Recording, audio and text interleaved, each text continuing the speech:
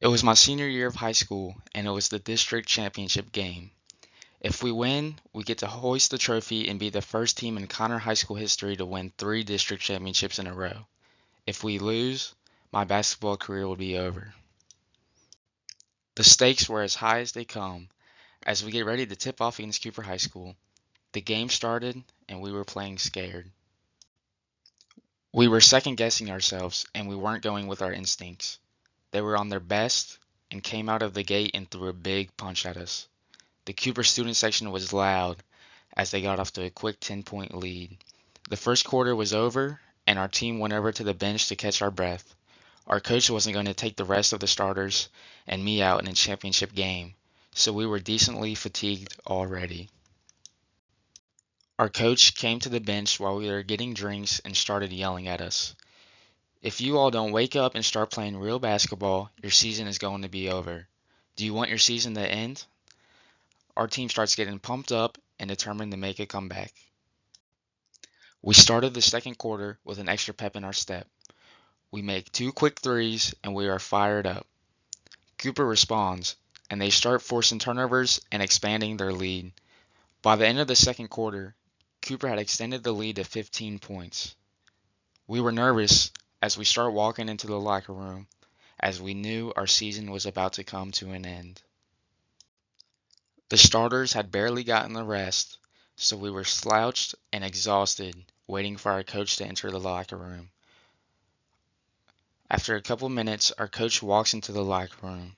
He says, "I have nothing to say to you boys. Figure it out, or this will be our last half of basketball." He leaves the locker room, and we all sit there silently. For a couple of minutes, I'm sitting there and thinking, will anybody say anything? I should say something. What should I say? After a minute or so of silence, another senior named Alex stands up. In an effort to motivate us and extend our season, he gives a speech that we all needed to hear.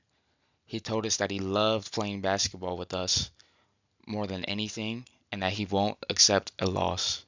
He said that he was going to do anything in his power to will us to a win, but he needed his teammates to have his back. He said if anyone was okay with losing, that we needed to stay in the locker room. He challenged us, and it was a challenge that every single one of us needed.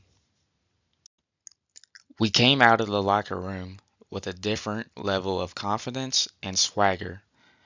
Our whole team had supreme confidence that we would come back and win. We start the third quarter off on fire and quickly cut the lead in half. We were playing at a really good pace and we were making most of our shots. We take the lead halfway through the fourth quarter with 5 minutes to play and we don't look back. We keep extending the lead and extending the lead until we are up by 10 with 2 minutes left. The fans get electric as we start running away with the game.